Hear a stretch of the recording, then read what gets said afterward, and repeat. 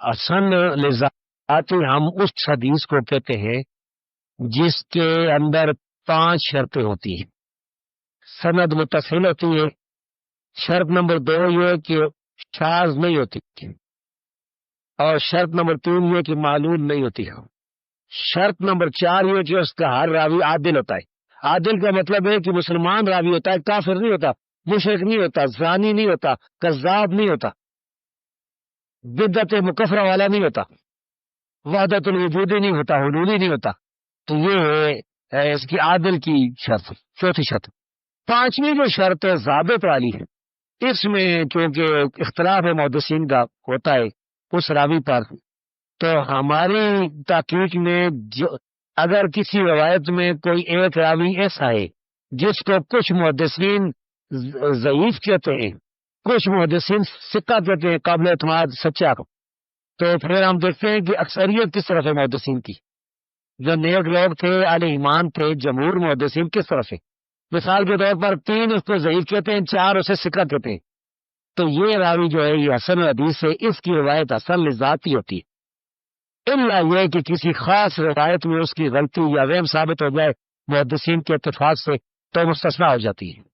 جس طرح ابوبکر بن عیاش ایک راوی ہے، اس پر محدثین کا اختلاف ہے بڑا، تو جمہور محدثین نے اس کی توثیق کی ہے، تو یہ راوی حسن الحدیث ہے.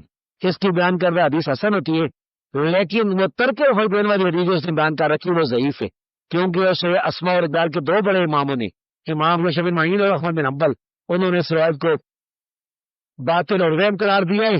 اس وجہ سے وہ روایت جو ہے وہ تو اس کی غلطی ہوئی، ضعیف ہو گئی، باقی حدیثیں جو اس کے سنے. تو یعنی آسان لفظ میں یہ سمجھ لیں کہ جب کہتے ہیں ہم اس روایت کی سند حسن لذاتی ہے، تو اس کے کسی ایک راوی پر یا 2 راویوں پر یا زیادہ راویوں پر کم از کم ایک محدثین نے جرح ضرور کر رکھی ہے، یعنی اس کو ضعیف کہنے والے بھی ہیں اور سچا کہنے والے بھی ہیں. تو چونکہ اکثریت حسن کہتے ہیں، اگر اکثریت ضعیف کہنے والی ہوتی تو حدیث ضعیف ہوتی.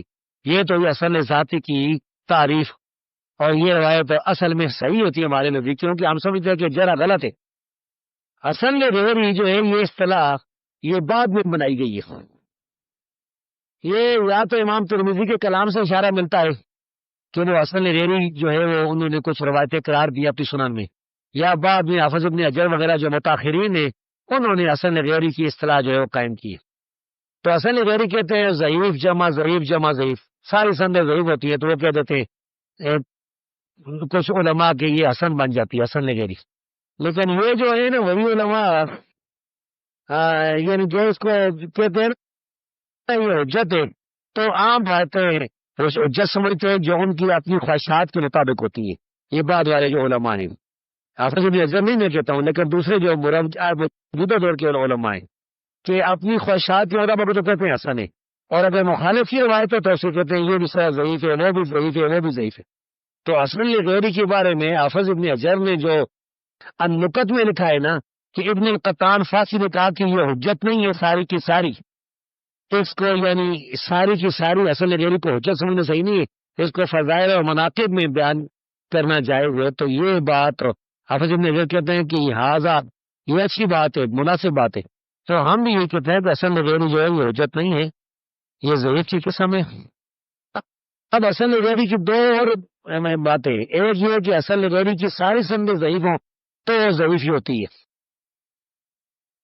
اور جس طرح ترک فیدین کی حدیث ہے، اب جو بندی بریلی آزاد جو ترک فیدین کی روایتیں پیش کرتے ہیں تو وہ ساری ضعیف ہے. کسی میں سفیان ثوری مدلس ہے، کسی میں یزید بن ابی زیاد ضعیف ہے، کسی میں ابن ابی لیلہ ضعیف ہے، تو وہ ساری جو ہے وہ ضعیف روایتیں ہوتی ہیں، تو وہ کہتے ہیں جی حسن غیری ہے.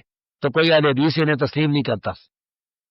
اسی طرح ہم جب روایتیں پیش کرتے ہیں فاتح خلف امام کی تو بندی بریلی کہتے ہیں یہ ضعیف ہے ساری، حالانکہ وہ بہت سی روایتیں ہوتی ہیں تو کوئی بھی نہیں کہتا یہ حسن غیری.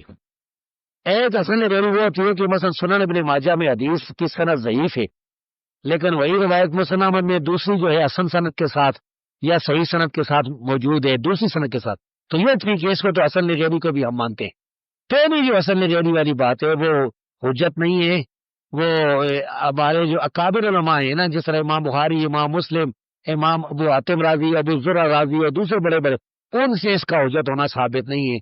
ایک حدیث عالم عبد المنعم بن سلیم، جنہوں نے بڑی کتابیں لکھی، شیخ البانی کے شاگرد ہیں، انہوں نے کتاب بھی پوری لکھی ہوئی ہے، اور یہ کتاب ادھر مبشر باری صاحب کے پاس موجود ہے، میرے پاس تو اس میں انہوں نے بڑے اقوال پیش کیے ہیں۔ اور حافظ ابن حزم کہتے تھے کہ اگر حدیث کی 1000 سننے بھی ہو نا ضعیف، تو پھر ضعیف ہی رہتی ہے۔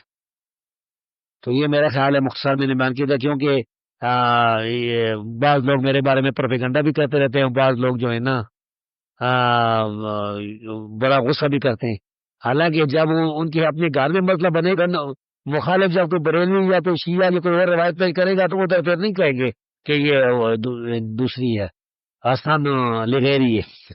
حافظ ابن کثیر رحمہ اللہ نے اختصار علوم الحدیث میں ایک عظیم الشان بات فرمائی ہے۔